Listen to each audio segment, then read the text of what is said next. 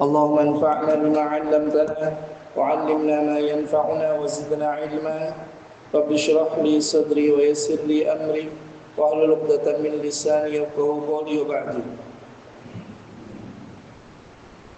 Bapak dan Ibu yang dimuliakan oleh Allah Subhanahu wa taala, kita alhamdulillah segala puji bagi Allah Azza wa Jalla yang telah memberikan kepada kita limpahan karunia dan nikmat-Nya sehingga kita di malam hari ini dipertemukan kembali oleh Allah Azza wa Jalla di tempat yang paling Allah cintai, yakni masjidnya, dalam keadaan sehat walafiat, dalam keadaan sempurnanya nikmat.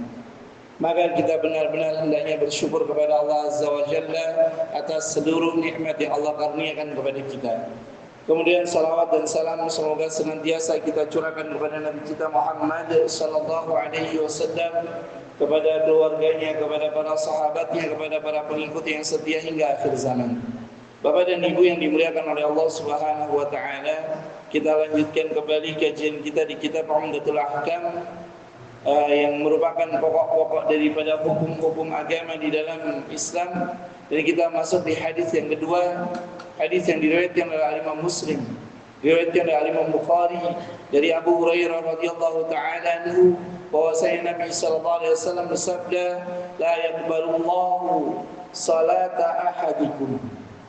Allah Azza wa Jalla tidak akan menerima salat salah seorang di antara kamu idza ahdatsa, apabila dalam kondisi berhadas, hatta yatawaddaa, sampai dia berwudu. Kata para ulama, hadis ini adalah hadis yang sangat agung yang menjelaskan kepada kita pokok daripada agama kita, dasar daripada agama Islam, yang mana Allah Azza wa Jalla tidaklah menerima salat seseorang sampai dia dalam kondisi bersuci. Berbeda dengan agama-agama yang lain. Agama yang lain mereka kalau menyembah Tuhannya tidak dipersyaratkan. Ada yang habis bergaul dengan istrinya langsung berangkat beribadah. Ada yang dalam kondisi setengah sadar beribadah. Ada yang dalam kondisi subhanallah, banyak keadaan yang mereka dalam kondisi tidak suci, mereka beribadah kepada Tuhannya. Adapun dalam agama kita tidak seperti itu keadaannya. Rabbuna Azza wa Jalla itu adalah zat yang maha thayyib, yang maha suci, yang maha baik. Tidaklah Allah Azza wa Jalla akan menerima kecuali dalam kondisi yang sah. Karena itu Al-Imam Ibnu Qudamah, Al-Imam Ibnu Qudamah Al-Maqdisi dalam kitab ini beliau menjelaskan dalam hadis yang kedua merupakan fondasi dasar daripada bangunan keislaman seseorang, membangun ibadah di atas kesucian.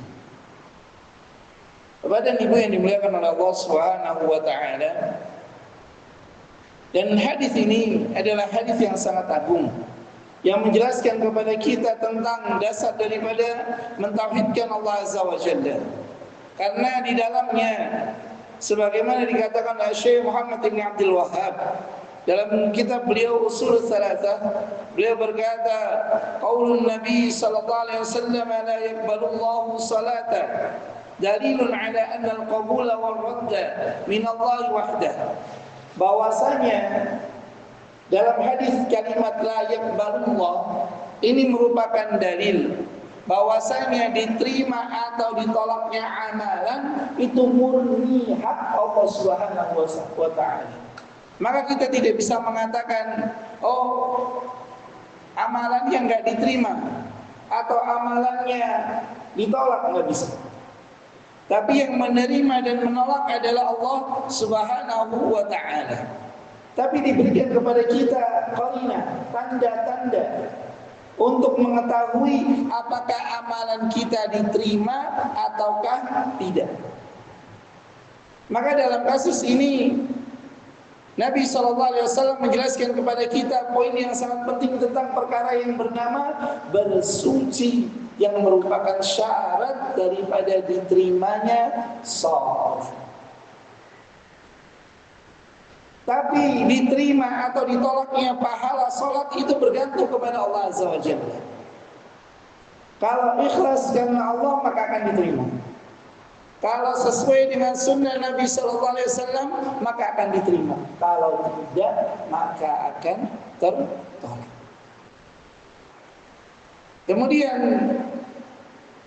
dalam hadis ini pula terdapat kandungan tentang perkara yang bernama niat. Kemarin kita sudah membahas tentang niat secara umum.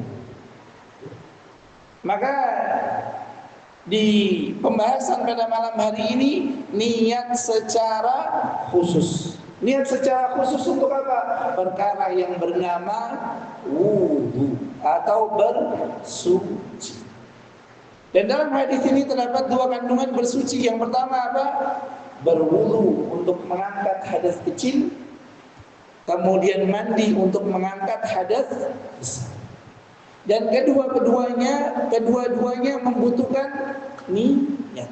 Dan kemarin kita sudah membahas tidak dipersyaratkan niat itu harus dilafalkan. Apa itu yang disebut sebagai niat? Menyengaja sesuatu. Maka kalau kita sudah menyengaja sesuatu, itu sudah disebut sebagai berniat. Bahkan kata para ulama, tidak mungkin ada seorang yang berakal melakukan suatu perbuatan kecuali didasari dengan niat. Gak ada orang yang berakal kecuali apa? Didasari dengan niat ketika dia melakukan suatu perkara. Karena itu Bapak dan Ibu yang dimuliakan oleh Allah Subhanahu wa taala, maka di sini dikatakan qauluhu la yaqbalu Allahu salatan yashiru ila anna al-qabula mutawaqqifun 'ala asy-syuruti wan niyyati as-sahihati. Bahwasanya perkataan Nabi sallallahu alaihi wasallam tidaklah Allah azza wa jalla menerima salat menunjukkan bahwasanya diterimanya amalan itu bergantung terhadap apa? Syarat, yakni berupa niat yang lurus. Karena itu dalam kitab-kitab fikih, insyaallah bisa menguatkan kasih waduh apa sendiri barakallahu. Bapak dan Ibu yang dimuliakan oleh Allah Subhanahu wa taala, maka syarat daripada salat itu adalah bersuci. Dan bersuci itu dianggap sebagai bersuci yang benar sampai dia berniat yang benar. Apa itu niat bersuci yang benar-benar? Yang pertama, niat bersuci yang benar adalah apa?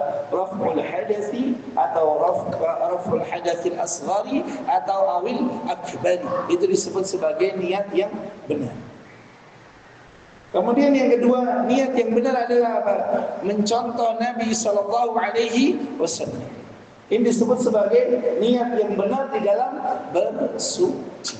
Maka para ulama menyebutkan di dalam kitab-kitab fikih mereka bahwasanya niat itu bagian daripada arkan, rukun. Rukunnya berwudu, niat. Rukunnya salat, niat. Dan berwudu nanti insya Allah akan ada penjelasan tentang bagaimana berwudu yang benar. Tapi di pembahasan kali ini bahwasanya salatnya seseorang itu tidak diterima, tidak sah.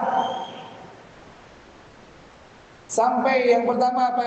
Dia berniat untuk apa? Mengangkat hadas. Dia berniat untuk bersuci. Karena itu dikatakan la yaqbalullah salata ahadikum idza ahdatsa.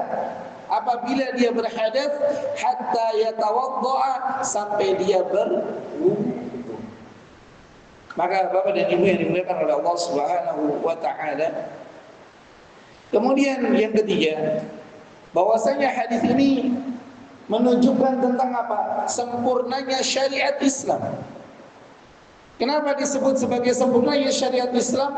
Karena satu-satunya agama yang mempersyaratkan kesucian sebelum beribadah adalah Islam. Tidak ada agama yang bersyaratkan, bahkan detail, bahkan secara detail. Maka menunjukkan apa? Sempurnanya agama yang memerintahkan pemeluknya untuk apa? Mensucikan dirinya sebelum dia menghadap kepada Rabbnya. Karena itu Al-Imam Asy-Syafi'i rahimahullah taala beliau mengatakan, "Hadzal hadits yadullu ala kamali syariatillah wa tafsilatiha." Hadis ini menunjukkan tentang apa? Sempurnanya syariat agama Islam dan rincian-rincian yang sangat detail. Mau sholat berarti harus berwudu. Tata caranya dijelaskan. Kalau nggak bisa berwudu berarti tayamum. Tata caranya dijelaskan. Qadarullah ma syafa'ala batal. Maka tata caranya untuk mensucikan daripada hadas juga dijelaskan. Kalau nggak bisa pakai air namanya istinja, maka dia harus apa? Istijmar, menggunakan batu atau yang menggantikan kedudukan batu. Lihat bagaimana agama kita begitu detail menjelaskan cara untuk apa? Mensucikan diri ketika ingin menghadap kepada Rabbuna Azza wa Jalla. Tidak ada agama yang begitu detail di dalam menjelaskan bagaimana seorang hamba mendekatkan diri kepada Rabbuna Azza wa Jalla. Bagaimana pernah ceritakan? Ada banyak orang-orang Eropa itu sekarang masuk Islam. Salah satu yang membuat mereka masuk Islam adalah apa? Tohar.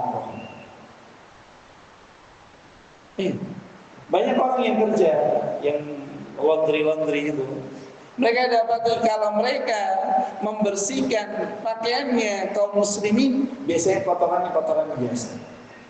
Biasa lah kotor, kayak kena debu, kena ini, karena kotor yang wajar. Tapi kalau mereka membersihkan pakaian orang-orang kafir, maka isinya subhanallah.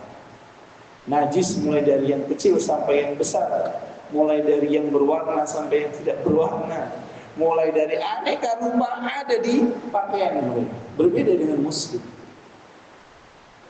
Karena itu hadis ini menunjukkan tentang apa? Sempurnanya agama Islam dan detailnya perincian seorang muslim untuk mendekatkan dirinya kepada Rabbuna Azza wa Jalla. Karena itu Bapak dan Ibu yang dimuliakan oleh Allah Subhanahu wa taala. Kemudian yang keempat, salat itu ada yang diterima dan yang ditolak. Salat ada yang diterima dan ada yang ditolak. Maka jangan sampai kita niku modelnya mengapa? Sing penting ibadah. Kalau sama betul. Bayang kalau yang penting ibadah. Lah, ibadah itu ada yang diterima, ada yang ditolak. Maka bukan yang penting ibadah tapi apa? Benar ibadahnya sehingga diterima oleh Allah Azza wa Jalla. Karena Nabi SAW dalam hadis riwayat Imam Tirmidzi menjelaskan bahwasanya ada seorang yang salat selama 60 tahun, Allah Azza wa Jalla tidak menerima salatnya. Kenapa? Li'annahu la yutimmu ruku'ahu wa la sujudahu. Karena dia tidak menyempurnakan ruku' dan sujudnya. Bahkan dia tidak sempurna di dalam apa? Bersucinya. Contoh, banyak kaum muslimin yang mereka beribadah, mereka bersuci, tapi mereka bersucinya ngatutke apa yang berlaku di masyarakatnya. Contoh berwudu. Saya sering dapat itu berwudu nggak cuma anak-anak, bahkan sampai orang yang sepuh berwudu itu kayak jurus kanan kiri kanan kiri kanan kiri. Ini keliru. Bahkan tidak sedikit apa? Sudah kanan kiri, sikutnya nggak basah. Iya, bahkan yang celaka apa? Tumitnya nggak kena air. Karena kata Nabi SAW, wailun lil aqabi minan nar. Celakalah tumit-tumit yang tidak terkena air. Nabi SAW apa? Doakan kecelakaan bagi tumit-tumit yang tidak terkena air. Kenapa? Karena tempatnya di neraka.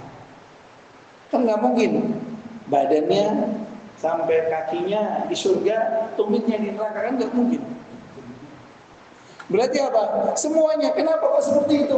Karena dia tidak memperhatikan tentang apa? Tentang bersuci yang benar, tentang berwudu yang benar. Maka sholat itu ada yang diterima, ada yang ditolak. Diterima kalau sesuai dengan yang disyariatkan, mulai dari bersucinya sampai berwudunya sampai mendirikan sholatnya. Ada orang yang dia bersucinya benar, wudunya salah. Ada orang yang wudunya benar, bersucinya keliru. Contoh, apa yang membedakan mandi biasa dengan mandi junub? Niat. Nggak ada bedanya. Mau sampoan atau nggak sampoan, ngantek sampo sekilo, kalau nggak niat nggak sah. Bayangkan dia sholat dalam kondisi apa? Mandi tidak dalam kondisi berniat mandi junub, tidak niat untuk mengangkat hadas, maka nggak sempurna, bahkan nggak sah sholat. Bukan nggak sempurna, nggak sah sholat. Sementara anggapan yang beredar di masyarakat, mandi junub itu apa? Sampo. Sing wajib keramas, bukan niat. Padahal apa? Niat yang membedakan mandi biasa dengan mandi junub itu cuma satu, niat itu saja. Selebihnya nggak ada bedanya. Contoh tadi berwudu. Banyak saudara-saudara muslim kita yang berwudu tapi pipi kanan dan kirinya kering. Wudu sing viral non sewu depannya saja. Atau bahkan rambutnya itu cuma apa? Besok kita akan bahas tentang bagaimana sifat berwudu yang benar. Gini. Terus kupingnya. Padahal ada cara yang diajarkan oleh Nabi Sallallahu Alaihi Wasallam. Nah, Bapak dan Ibu yang dimuliakan oleh Allah Subhanahu Wa Taala. Tapi ini kok tak diajar, kok. Nah, yang diajarkan itu ada dua, yang benar dan yang tidak benar. Nah, pertanyaannya itu apakah yang kita terima itu sudah benar? Apa standar kebenarannya? Nabi SAW. Sudah. Standar kebenaran kita hanya siapa? Nabi Muhammad SAW. Maka apa yang diajarkan oleh Nabi itu yang kita kerjakan. Apa yang tidak diajarkan oleh Nabi kita tinggalkan. Sudah selesai. Saya dulu sebelum ngaji wudunya pakai apa? Wudu sifat sholat apa namanya? Toha Putra, sifat sholat, judulnya apa gitu, lupa. Tapi sifat sholat terbitan CV Toha Putra dulu. Karena memang itu yang ada. Dan itu sesuai dengan apa? Itu sesuai dengan sebagian daripada apa yang ada dalam kitab Safinatun Najah. Yang berbeda cuma apa? Bab niatnya saja. Tapi kalau berwudunya itu hampir mirip seperti Safinatun Najah. Cuma yang membedakan adalah apa? Yang membedakan Toha Putra dengan Safinatun Najah hanya dalam bab kepala. Itu saja. Nah, mengusap kepala ini. Bapak dan Ibu yang dimuliakan oleh Allah Subhanahu Wa Taala. Maka sholat seseorang itu diterima atau ditolak ada banyak faktornya. Faktor yang pertama bersucinya. Faktor yang kedua berwudunya. Kemudian faktor yang ketiga sholatnya itu sendiri. Maka sholat ada yang diterima, ada yang ditolak. Yang diterima adalah apa? Apabila bersucinya benar, berwudunya benar, sholatnya benar. Dan standarnya siapa? Nabi Muhammad SAW. Karena itu kita membahas kitab yang membahas hadis Nabi Muhammad SAW. Maka Bapak dan Ibu yang dimuliakan oleh Allah Subhanahu Wa Taala. Kemudian yang kelima, hadis ini merupakan dalil wajibnya berwudu sebelum mengerjakan salat. Wajibnya berwudu. Maka dan wajibnya berwudu ini baik salat sunnah, salat wajib maupun salat sunnah. Begitupun salat jenazah. Maka jangan sampai salat jenazah itu dalam kondisi tidak berwudu. Kemudian kalau kita takziah, itu yang pertama kali kita lakukan adalah apa? Mensolat. Kemudian di antara perkara yang makruh dalam takziah adalah apa? Tersenyum. Ini diantara perkara yang makruh di dalam takziah.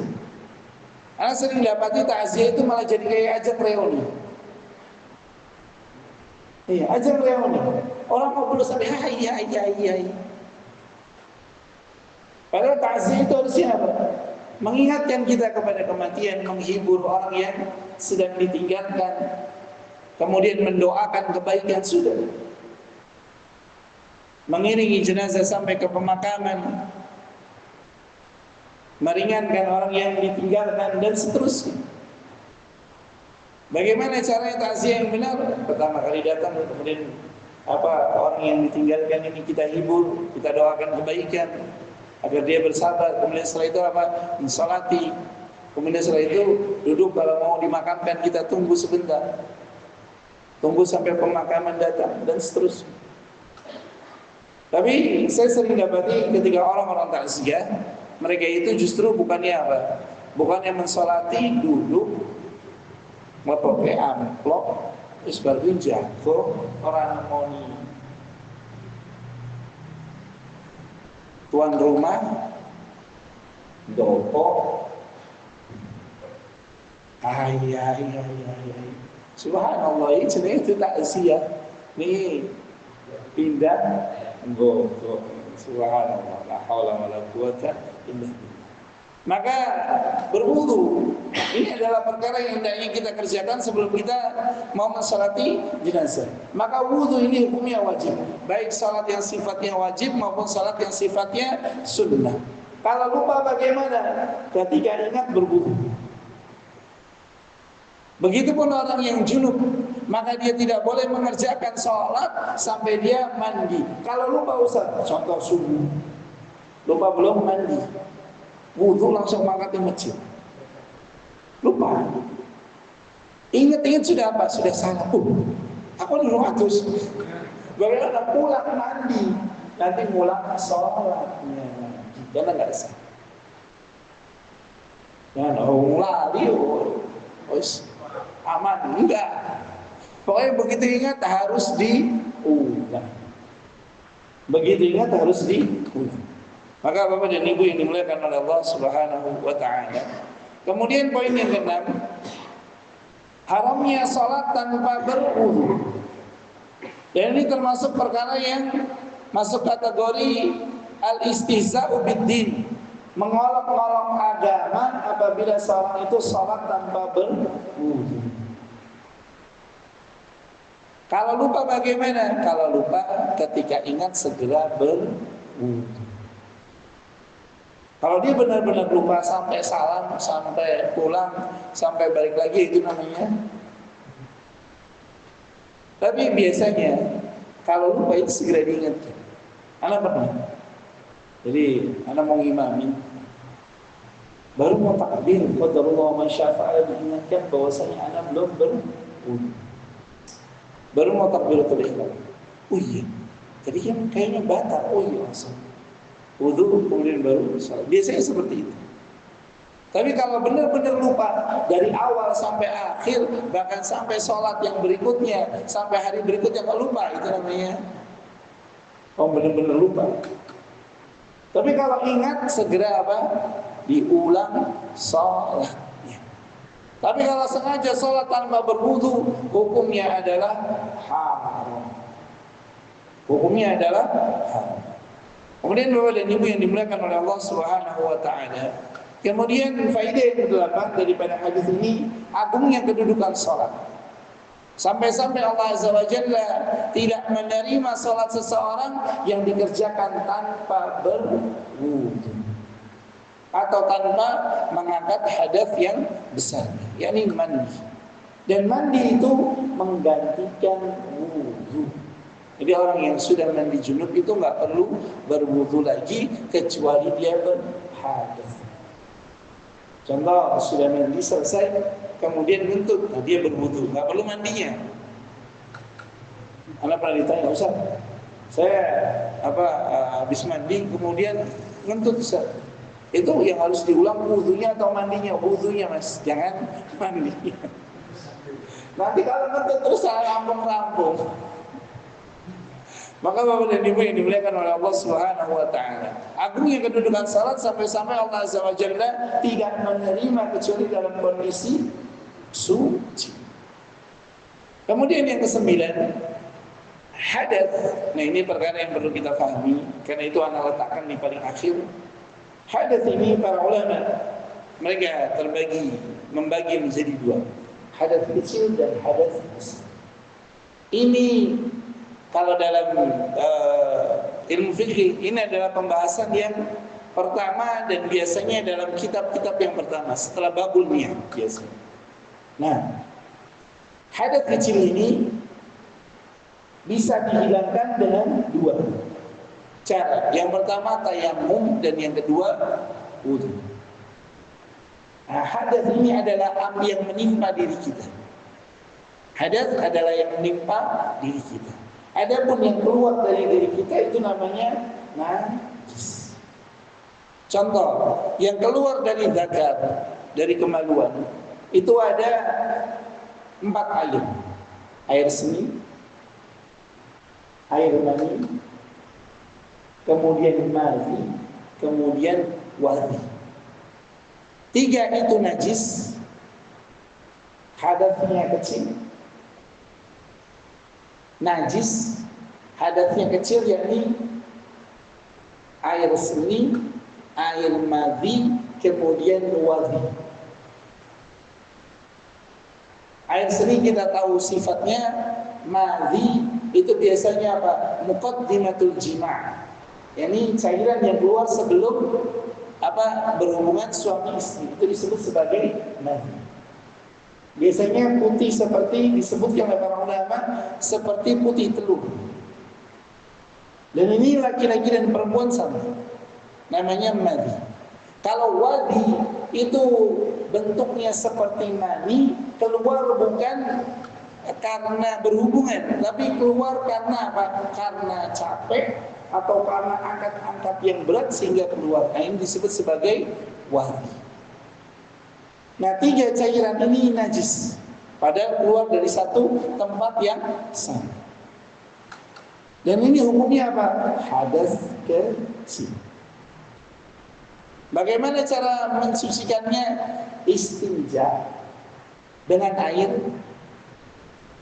Kalau air seni, kemarin saya sampaikan, air seni bagi laki-laki yang umurnya belum 6 bulan, belum makan apa-apa kecuali air susu ibu, maka bagaimana mensucikannya? Cukup diciprat, kemudian dilap, maka sudah suci. Itu kalau bayi laki-laki. Kalau bayi perempuan sama seperti manusia pada umumnya. Maka cara mensucikannya istinja, menggunakan air. Kalau nggak ada air bagaimana? Istijmar, menggunakan batu yang memiliki 3 buah batu atau yang menggantikan kedudukannya. Kalau sekarang ada yang namanya tisu. Maka kalau umpamanya di tempat-tempat yang nggak ada air, contoh bandara-bandara internasional sekarang itu apa? Jangan harap ada pengen. Jangan harap ada water gun itu jangan harap. Lalu bagaimana? Istijmar, namanya tisu. Jadi nggak usah baca dodok di kloset itu sampai nangkring. Air ini berat kemana-mana, malah najisnya malah kemana-mana. Jangan. Cukup pakai apa? Tisu. Namanya istijmar. Ini hukumnya apa?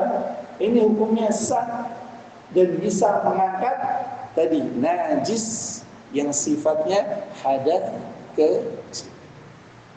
Bisa difahami ya? Maka Bapak dan Ibu yang dimuliakan oleh Allah Subhanahu wa taala, jangan seperti menurut saya orang-orang sepuh.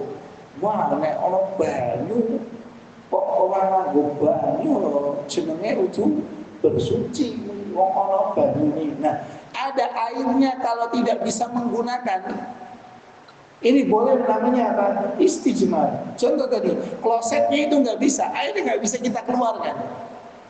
Biasanya nanti ada keran yang jadi di dalam kloset. Jadi kalau kita duduk, kita baru bisa bersuci. Kalau enggak, kita nggak bisa. Lalu bagaimana? Tisu, biasanya ada tisu yang roll itu tisu toilet. Nah, cukup kita istijmar apa dengan itu sudah mencukupi. Berapa? Minimal 3. Minimal 3 tisu. Itu sudah disebut sebagai istijmar. Karena Nabi SAW dalam hadits Imam Abu Dawud, At-Tirmidzi dan yang lainnya, beliau SAW pernah apa? Pernah beliau yatakhalla, menyendiri, menjauh daripada rumahnya untuk apa? Untuk buang air besar. Dan beliau memerintahkan Abu Hurairah radhiyallahu taala untuk membawakan apa? 3 buah batu. Enggak pakai air tapi pakai apa? 3 buah batu. Maka kalau dulu sebelum ada kloset, itu rata-rata kalau nggak dikali gerong lemah. Nah sama, orang-orang dulu juga seperti itu. Maka kalau nggak ada air dengan apa? 3 buah batu atau yang menggantikan kedudukan. Kemudian cairan yang keluar dari kemaluan, mani. Nah mani ini suci. Sekali lagi, mani itu suci. Tapi dia menimbulkan apa? Hadas besar. Jadi kalau mani kena di kain yang dipakai buat sholat, sah tidak? Sah. Karena mani sifatnya suci. Berbeda dengan air seni, berbeda dengan mati, berbeda dengan wadi.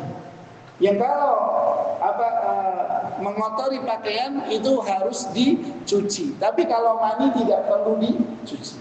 Karena Imam Bukhari, Imam Muslim dan lain yang meriwayatkan bahwasanya Aisyah radhiyallahu taala anha pernah mengerik mani dari kain Nabi sallallahu alaihi wasallam, kemudian beliau salat dengan kain tersebut tanpa tanpa dicuci.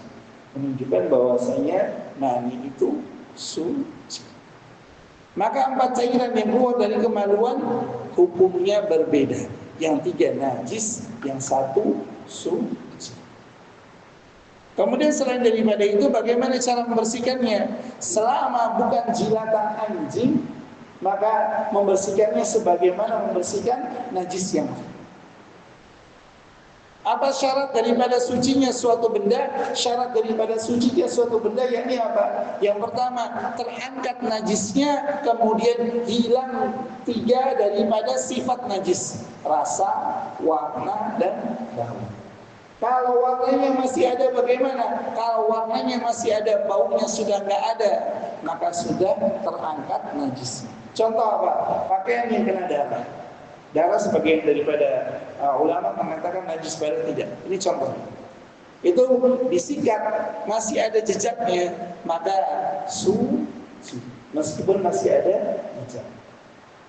Begitupun kotoran-kotoran mungkin binatang yang dia kotoran binatang yang punya sifat bahan kimia yang kuat, disikat nggak hilang-hilang. Maka kalau sudah hilang apa? Baunya sudah suci. Sudah diangkat najisnya kemudian dihilangkan, sudah suci. Maka tidak perlu terlalu khawatir. Karena hukum asalnya segala sesuatu adalah suci sampai terdapat najis di atasnya atau di dalamnya. Contoh, tanah itu hukum asalnya adalah suci. Maka kalau jenengan sholat safar, nggak ada yang sholat aja di pinggir jalan, ampun tengah-tengah mergi, ya, di pinggir jalan. Sholat nggak perlu gelar sajadah, nggak apa-apa. Begitupun ketika sholat Id, nggak perlu gelar sajadah, nggak apa-apa. Banyak orang yang nggak apa. Reget dan najis itu 2 perkara yang berbeda. Reget dan najis itu 2 perkara yang berbeda. Ada tempat yang kelihatannya bersih tapi ternyata penuh dengan najis. Contoh apa? Contoh banyak. Contohnya adalah terpapar najis seperti daging babi, daging anjing dan seterusnya. Itu tempatnya bersih. Karena dulu pernah kerja di restoran seafood di Jakarta, daerah Jakarta Utara. Itu begitu tahu ternyata restoran yang pakai daging babi sama daging anjing, udah langsung keluar. Dulu nggak tahu, dipikir kita baru lulus SMA, langsung diajak, kerja. Namanya SMA, ikut-ikutan teman seperti itu. Tempatnya bersih, tapi karena bercampur dengan najis, maka menjadi najis. Yang daging babi itu najis, daging anjing itu najis, kulitnya najis dan produk turunannya itu najis. Maka najis dengan kotor itu dua perkara yang berbeda. Maka tanah depan kita selama tidak ada najisnya, hukum asalnya adalah suci. Maka jenengan dari rumah nggak pakai sendal, masuk ke masjid selama nggak injek yang kotor itu disebut sebagai suci. Cuma karena kita sudah pakai keramik ya diampun. Kalau dulu masih pakai tegel, musola dulu pakai tegel, nah itu banyak simbah-simbah yang pindah ke musola itu nggak pakai sendal, karena sendal dulu perkara yang mewah kan. Bagaimana cara bersucinya? Ad-dalku. Apa itu ad-dalku? Ngesek. Cuma ngosok-ngosok nih. Gitu. Tapi sebagian masjid yang mereka berafiliasi dengan teman-teman Nabiyin, bagaimana mereka? Obangan. Bikin, kalau bahasa Betawi, obangan. Tempat buat nyuci. Tujuannya adalah bukan untuk menghilangkan najis, tapi sebenarnya tapi membersihkan. Kenapa? Karena sekali lagi tanah itu hukum asalnya adalah suci. Karena dalam hadis riwayat Imam Tirmidzi, Nabi sallallahu alaihi wasallam menjelaskan, "Ju'ilat li al-ardha masjidan wa tahura." Allah jadikan bagiku dan umatku bumi ini sebagai apa? Tempat untuk sujud dan alat untuk bersuci. Maka Bapak dan Ibu yang dimuliakan oleh Allah Subhanahu wa taala, maka hadas kecil diangkat dengan apa? Wudu dan tayammum. Hadas kecil diangkat dengan wudu dan tayammum. Tayammum itu nanti akan kita bahas di pembahasan tersendiri, insyaallah akan ada. Cuma kami kasih mukadimah, tayammum itu bisa dikerjakan apabila yang pertama tidak mampu menggunakan air karena sakit atau airnya nggak bisa dipakai kayak tadi. Nih kalau kita di sana di toilet bandara itu kita sulit wudu. Nah kalau orang-orang Saudi karena mereka terbiasa wudu di wastafel, kan orangnya tinggi-tinggi kan, wastafel kita kan segini, wah kakinya itu naik-naik ke wastafel. Mereka wudu biasa di wastafel, karena memang itu suatu yang lumrah. Tapi kalau kita kan nggak lumrah. Nah, kalau bisa menggunakan air maka menggunakan air, kalau tidak tayammum. Maka tayammum itu nggak bisa menggunakan air karena faktor eksternal maupun internal. Jadi karena air yang nggak ada atau air yang nggak bisa digunakan atau karena faktor internal karena kita sakit nggak bisa menggunakan air maka tayammum. Dan tayammum ini bisa menggantikan apa? Mandi besar yang bisa menggantikan wudu. Maka Bapak dan Ibu yang dimuliakan oleh Allah Subhanahu wa taala. Kemudian yang perlu diperhatikan tentang hadas, bahwasanya hadas ini contoh buang air kecil, buang air besar, buang angin. Nah, yang kadang-kadang teman-teman itu suka bingung itu buang angin. Buang angin itu meskipun nggak ada suaranya, nggak ada baunya, kalau dia merasa buang angin, hendaknya dia berwudu. Bahkan Abdullah bin Abbas radhiyallahu taala anhuma meletakkan kaidah. Yani batalnya wudu kita ketika apa? Basahnya celana dan mencium atau mendengar suara, mencium bau atau mendengar suara. Dia ngetut nggak ada suaranya tapi meninggalkan jejak baunya, maka batal wudu. Ini disebut sebagai hadas kecil.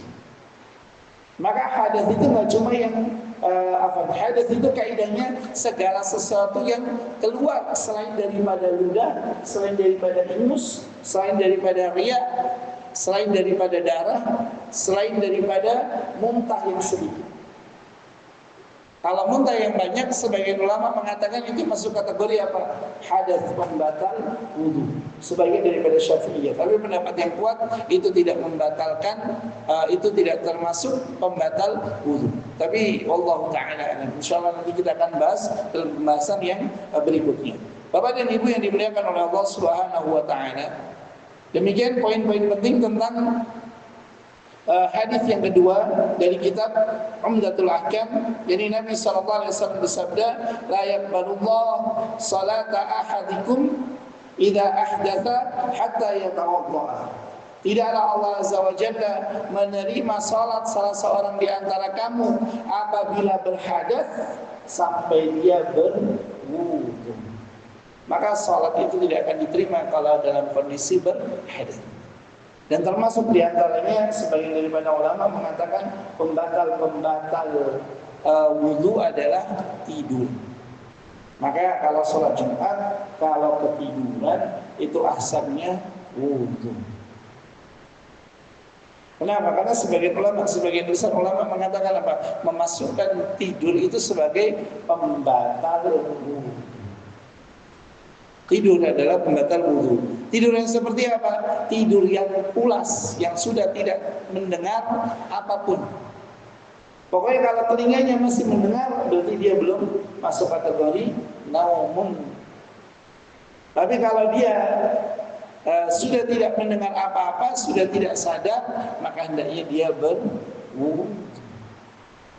Maka para ulama mengatakan ini termasuk apa? Termasuk termasuk pembatal daripada wudu yang masuk dalam pembahasan kita. La yaqbalullah salata ahadikum idza ahdatsa hatta yatawadda.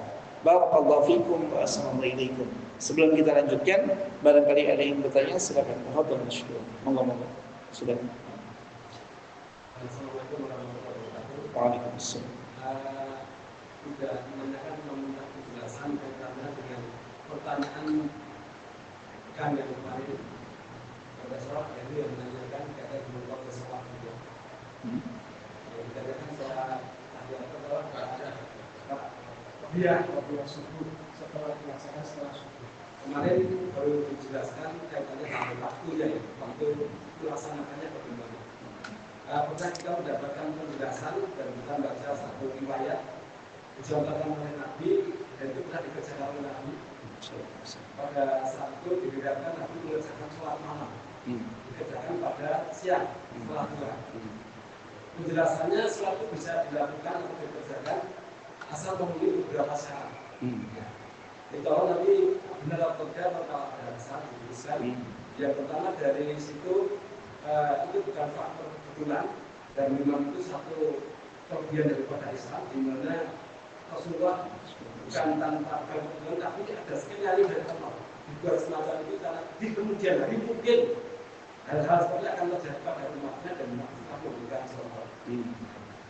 Di situ tertuang satu kesimpulan ada beberapa syarat yang dipenuhi untuk bisa mengerjakan mengkodenya. Yang pertama kita tahu bahwa Nabi selama hidupnya tidak pernah meninggalkan sholat malam. Itu menjadi syarat bahwa apa yang kita kerjakan dalam rangka mengkodenya itu sesuatu yang tidak pernah kita tinggalkan. Tapi ngomong itu tidak bisa dikodok. Yang kedua ada faktor hal-hal yang menjadi itu tidak bisa digunakan oleh syari. Benar-benar persyaratan menjadi sah dan tidaknya suatu dikodok karena ada ukur atau sesuatu yang membuat dia tidak bisa mengerjakan pada saatnya. Seperti pada zaman Nabi atau pada kebenaran Nabi tadi, karena Nabi ketiduran.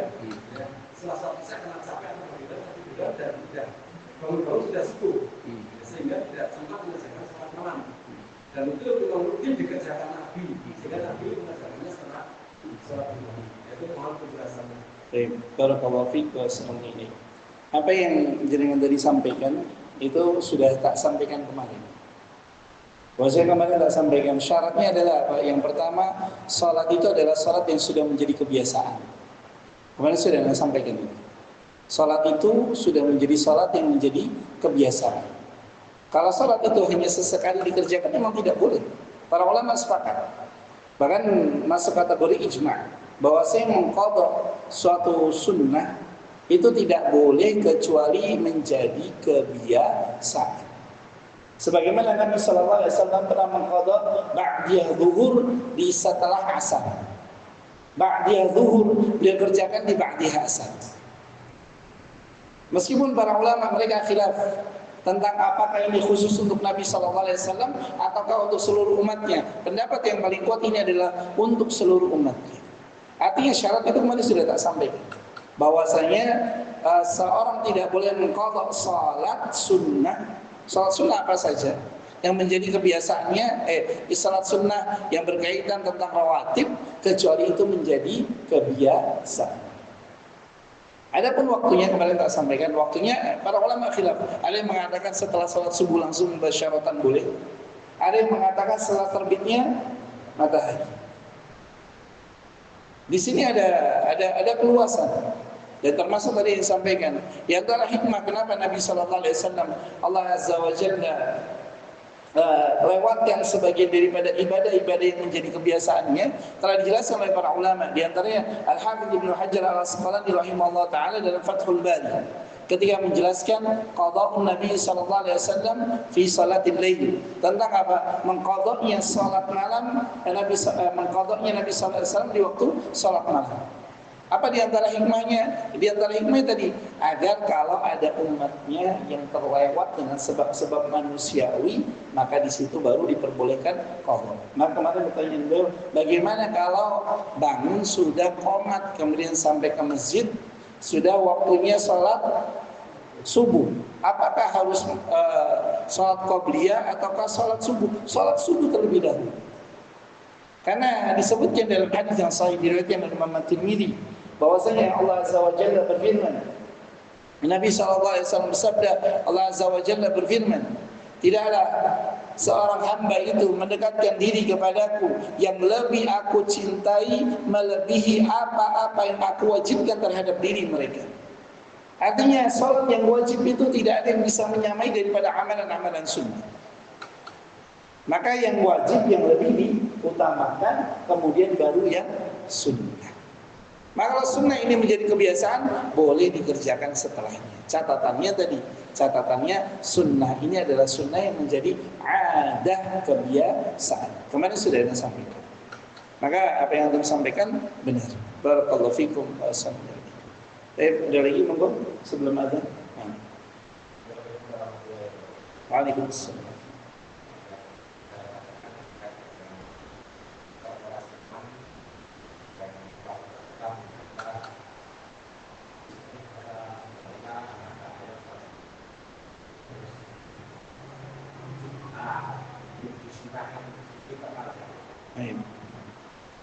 Imam yang membaca ayat-ayat sajdah, apakah disunnahkan untuk sujud ataukah tidak? Jawabannya iya.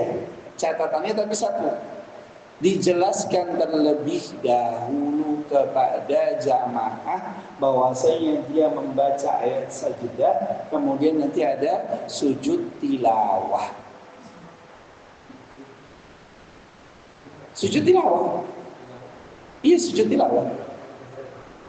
Jangan tiba-tiba imamnya sujud sendirian. Nanti ada jamaah-jamaah yang mereka belum pernah belajar. Iya. Makanya tadi syaratnya imam itu boleh menghidupkan sunnah. Catatannya apa? Dijelaskan terlebih dahulu. Maka kami diajarkan di ma'had kami bahwa saya ada sebagian daripada teman kami punya bacaan Al-Quran riwayat Warsh, Qalun Nafi'. Maka diajarkan oleh guru kami, nggak boleh mengimami dengan bacaan yang menjadi bacaan kebiasaan masyarakat kecuali dijelaskan. Coba kalau orang yang nggak pernah belajar, tiba-tiba imamnya baca Bismillahirrahmanirrahim, wadduhi, wallaili idza saja. Artinya, aneh ini, aliran apa meneh ini, kan gitu. Maka dia sebelum membaca dia bilang, saya akan baca riwayat Warsh. Itu boleh. Maka kita kalau membaca ayat sajdah, sampaikan kepada jamaah. Karena jamaah kita, kebanyakan kaum muslimin yang ada di Indonesia itu, mereka itu senangnya apa? Menyimpulkan tanpa bertanya. Maka kalau mau baca ayat sajdah, kemudian mau sujud tilawah, bilang Bapak Ibu, saya mau baca ayat sajdah, makanya kalau sujud nggih, niku namanya sujud tilawah. Udah, baru nggak apa-apa, baru diamalkan. Jangan tiba-tiba kita baca ayat sajdah langsung sujud. Loh, kok ora rukuk? Loh, kok munggah meneh? Mau coba ini? Loh kok rukuk? Oh, ini salat apa ini? Kan gitu. Akhirnya muncul seperti itu. Nanti yang jadi masalah itu apa? Orang-orang yang nggak tahu dia keluar. Oh, saya ojo sholat nang kono kae. Oh, aku mau melu sholat. Oh, ujug-ujug langsung sujud. Orang nganggo rukuk, waliran aneh-aneh wis saiki. Maka nggak boleh. Harus apa? Disampaikan terlebih dahulu. Maka para ulama mengatakan tidak boleh bagi kita, bahkan masuk kategori haram, mengerjakan suatu sunnah yang sudah mati sampai dijelaskan terlebih dahulu baru dikerjakan. Contoh di antara sunnah yang sudah dianggap mati adalah apa? Adzan. Adzan yang biasa kita kumandangkan ini adalah adzannya Bilal. Padahal adzannya Imam Syafi'i rahimahullah taala itu adzannya apa? Adzannya Abi Mahdhurah. Bagaimana adzannya? Allahu akbar, Allahu akbar, Allahu akbar, Allahu akbar. Asyhadu an la ilaha illallah, asyhadu an la ilaha illallah, asyhadu anna Muhammadar Rasulullah, asyhadu anna Muhammadar Rasulullah. Allahu akbar, Allahu akbar. Allahu akbar, Allahu akbar. Asyhadu an la ilaha illallah, asyhadu an la ilaha illallah, asyhadu anna Muhammadar Rasulullah, asyhadu anna Muhammadar Rasulullah. Baru apa? Hayya 'alas shalah. Boleh enggak kita tiba-tiba adzan begitu? Enggak boleh. Padahal hadisnya sahih. Sampai kita jelaskan. Atau ketika hujan, jenengan adzan bukan hayya 'alas shalah tapi apa? Sallu fi rihalikum. Salatlah kamu di rumah-rumah kamu. Sallu fi rihalikum. Boleh enggak kita tiba-tiba jelaskan dulu kepada masyarakat, baru kita kerjakan agar masyarakat tidak membantah sunnah dengan ketidaktahuan. Maka boleh seseorang menghidupkan sunnah, catatannya jelaskan. Jangan tiba-tiba. Karena anak pernah di Wates kajian seperti ini, anak ditanya, Ustaz, bagaimana hukumnya imam sujud tilawah, makmumnya nggak sujud tilawah? Umar bin Khattab radhiyallahu ta'ala anhu pernah pada suatu ketika beliau membaca ayat sajdah, beliau tidak sujud. Ketika diingatkan bahwa Nabi sallallahu alaihi wasallam itu kalau baca ayat sajdah beliau sujud, maka Umar bin Khattab dia mengatakan insya'a sajada wa insya'a taraka. Kalau engkau mau engkau sujud, kalau engkau tidak mau maka engkau tinggalkan, tidak mengapa. Fa innaha sunnah. Karena sunnah ini hukumnya adalah sunnah, tidak wajib. Maka jangan sampai dalam perkara yang tidak wajib itu menjadikan orang itu meninggalkan yang wajib.